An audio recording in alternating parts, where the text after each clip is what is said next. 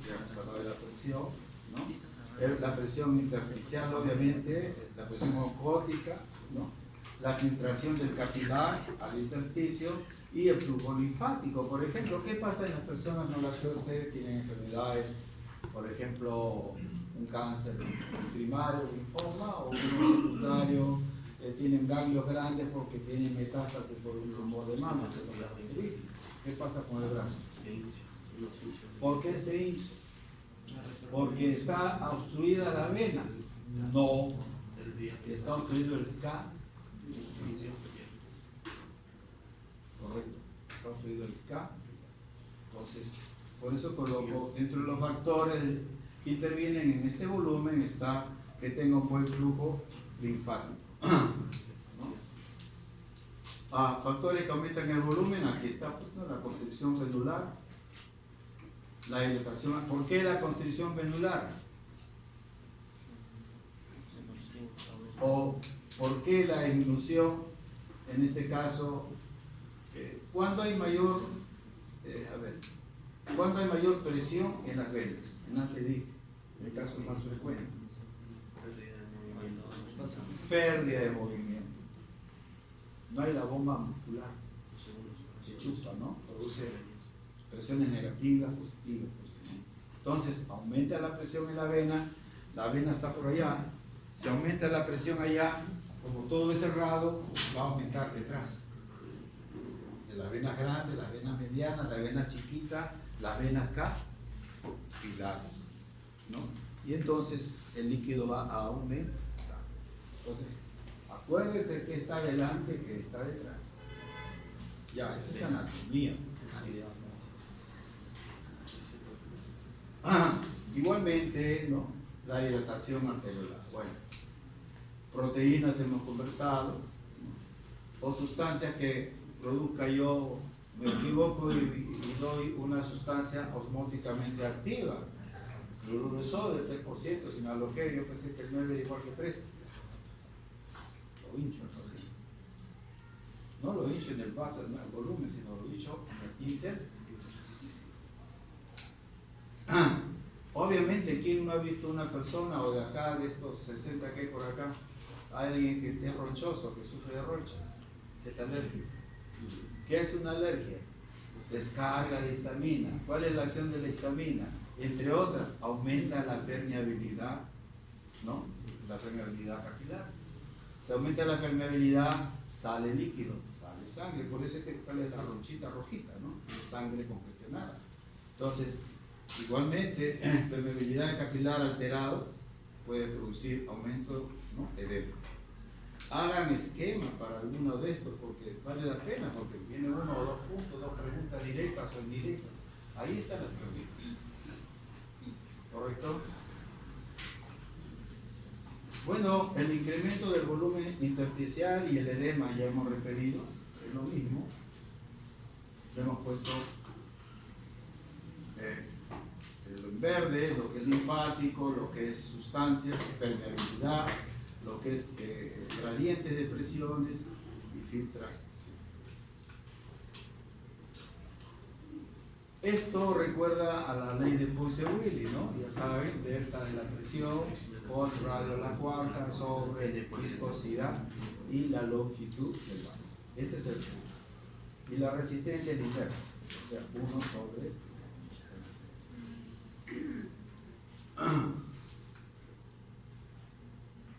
Entonces, hablando de resistencia vascular sistémica, bueno, existen factores que van a intervenir en esta resistencia.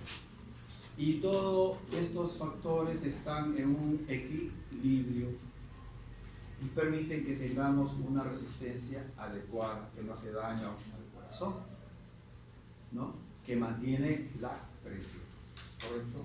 Entonces, cuando se rompe este equilibrio de estos factores que están en azul, aparece enfermedad. Hoy. Entonces, hay factores vasculares, propiamente dichos, ¿no? Hay factores del mismo tejido, producto del metabolismo de los tejidos. Se produce, por ejemplo, braquitina, histamina, se produce, hay hipoxemia, hipercardia, Factores neurohumorales autónomos, acá está pues la noradrenalina, la acetilcolina y otros factores humorales que no son de este tipo de endotelios, ¿no? Sino que tienen que ver con hormonas antidiuréticas, péptidos natriuréticos auriculares, etc. Entonces, esto solamente es una visión panorámica de los principales, ¿no?, factores. Esto se tiene que desarrollar. Acá una parte y el resto en su libro, pues tienen que ampliar ustedes lo que se les deja. Esta lámina la hemos pasado ya anteriormente, pero vale la pena recordar. Todo es un continuo. Si yo malogro esto, y si yo malogro esto, malogro todo lo que. Vean ustedes cuáles son los principales parámetros fisiológicos cardiovasculares asociados a. Esta es la presión arterial, ¿no? Directamente soportada por el gasto cardíaco y por la resistencia. Pero esta resistencia a su vez tiene estos factores que hemos hablado en la lámina anterior. Y el gasto cardíaco de bajo inmediato es la frecuencia y el volumen sistólico de eyección, pero la frecuencia cardíaca tiene consecuencias debido a factores neurohumorales que hemos referido. Y el volumen sistólico tiene que ver con la masa muscular normal, ¿no es cierto? Una masa muscular normal da un inotropismo poderoso. Y lo otro es obviamente la precarga. Y la precarga, ya saben ustedes, depende del volumen sanguíneo y de este, que es el compliance venoso. Miren qué importante es dónde está el compliance venoso, ¿no? Y el volumen sanguíneo va a depender básicamente del manejo de agua sólida. Pero todo esto depende de factores neurohumorales. Al final somos consecuencia de un equilibrio de estos factores. ¿Correcto? Por cualquier lado yo puedo producir una enfermedad, ¿no? Si ustedes quieren aprender más, inventen enfermedades. ¿Cómo haría yo si altero esto para alterar esto? Es como un crucigrama. Si lo hacen ustedes en su cuaderno, ¿no?, van a poder jugar ese crucigrama. Y jugando van a aprender. Tenemos dentro de esta homeostasis de presiones, flujos, etc., también tenemos un sistema orgánico que detecta cambios de presiones. Así como tenemos en el hipotálamo los osmoreceptores que tienen que ver con la osmolaridad, ¿no?, y la hormona antidiurética, aquí nosotros en la periferia tenemos receptores que detectan cambios en la presión. Si detecta cambios en la presión se llaman varoreceptores. Así es eso. Entonces, ¿dónde se encuentran estos varoreceptores? Se encuentran en dos lugares, en el callado de la aorta y a nivel de la bifurcación de la carótida, ¿no? Callado de la aorta, y todos los dos están comunicados con el sistema nervioso troncoencefálico bulbo, donde está el centro vasomotor, ¿no? Unos a través, como ven, del gloso faríngeo y el otro del bajo, pero los dos están comunicados con el centro vasomotor a nivel aquí del bulbo, ¿no? Y van a detectar los cambios de presión de la siguiente manera. ¿Qué pasaría? Normalmente estas son inhibidores de estas interneuronas inhibitorias, ¿no? Acuérdense que existen en todo el sistema nervioso central neuronas inhibitorias. Van a hacer neurología, neurofisiología, van a hablar de neuronas inhibitorias que producen a nivel central, van a producir GABA, a nivel periférico van a producir la glicina, ¿no?, que van a hiperpolarizar a la neurona postsináptica para disminuir los potenciales de acción a ese nivel. Muy bien, entonces tengo yo que estos van a inhibir a las que inhiben. Si yo inhibo a las que inhiben, va a quedar inmediatamente libre este sistema vasomotor simpático que va a producir su estímulo a nivel suprarrenal, ¿no?, acá a nivel periférico, corazón y vasos sanguíneos. ¿Y cuál va a ser la acción final? A nivel de médula se va a descargar noradrenalina, la que va a actuar en el vaso sanguíneo, receptores alfa, vasoconstricción, y a nivel del corazón, inotropismo, cronotropismo, todo positivo, la suma de los dos va a elevar la presión arterial. Este círculo que he referido sucede cuando existe una hipotensión. Pero doctor, ¿y entonces por qué la paciente muere? Claro, pues muere porque ya pues la enfermedad nadie hizo nada. Pero tenemos este mecanismo que regula normalmente, ¿no? Cuando hay problemas, a veces en estos vasos receptores puede aparecer, por ejemplo, la hipotensión ortostática. Personas que se levantan bruscamente y sienten un mareo, ¿no? Porque no tienen un equilibrio adecuado de este sistema. Entonces, acuérdense de estos vasos receptores que tenemos a estos dos niveles y los nervios que llevan, ¿no?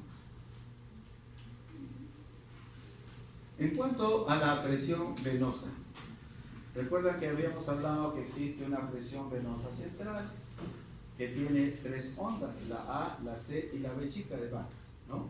Que dependía de eventos que ocurrían durante el ciclo cardíaco. Eso lo han leído. Entonces, esta presión venosa es muy importante en muchas situaciones del paciente con inestabilidad hemodinámica. Entonces, en todas ellas, ¿no?, se intenta ver cómo va la presión venosa. Y ya eso es un procedimiento de tipo invasivo. Pero a medias puede hacerse con la medición de la presión venosa, teniendo ciertos reparos anatómicos. La presión venosa tiene una relación con la presión, se da en centímetros por agua, pero hay una relación con los milímetros de mercurio que le he puesto arriba. Un milímetro de mercurio equivale a más o menos 1.35-36 centímetros de agua. Muy bien, la presión venosa entonces promedio de hasta 6-8 centímetros de agua, milímetros de mercurio, perdón, y varía con el movimiento respiratorio, ¿no? Que varía con el movimiento respiratorio. Cuando le colocan el catéter en la vena yugular para monitorizar a todos los pacientes que están en UCI, intermedios, etcétera, uno ve cuando el paciente respira, toma aire, la presión venosa cae, ¿no? Lo contrario, si uno expira o puja, la presión venosa aumenta, porque hay correlación directa entre la vena y lo que ocurre en las aurículas, ¿correcto? Entonces, es un dato de referencia.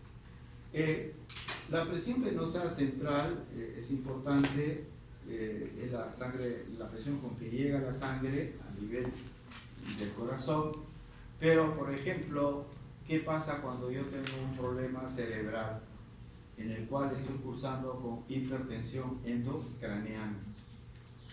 ¿Cuál es el objetivo del médico? Bajar la presión endocraneana.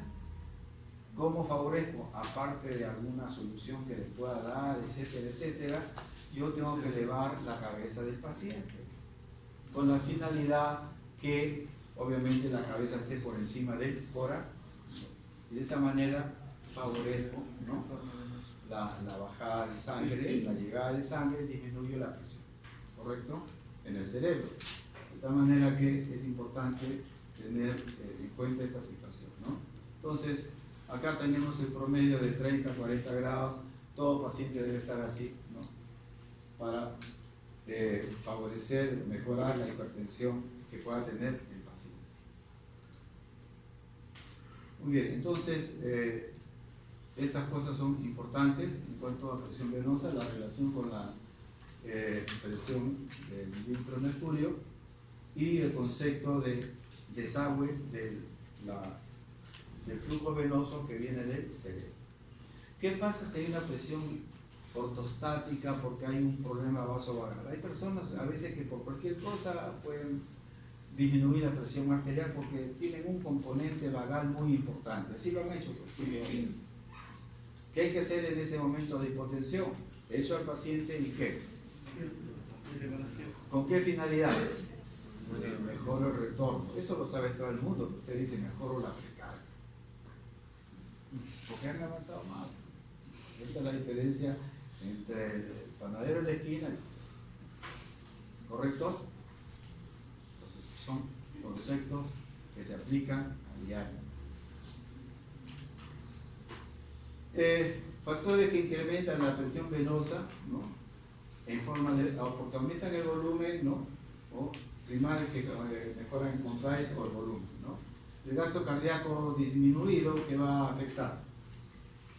Si hay menos sangre hacia adelante, ¿cómo se va a afectar la presión venosa? ¿Porque se dilatan las venas o porque no llega sangre a la vena? Porque no llega. O sea, ¿qué se afecta? El volumen, no el compliance, ¿verdad? A eso se refiere. ¿Qué pasa si hay mayor volumen sanguíneo? En este caso aumenta la presión. Aumenta la presión si hay mayor volumen sanguíneo, por mayor gasto cardíaco, acá, ¿no? Si hay constricción venosa, el problema es compliance, ¿no? Entonces, más o menos es el juego de si está en vasoconstricción las venas o porque tienen mayor volumen o menor volumen. Bueno, entonces, esta es la parte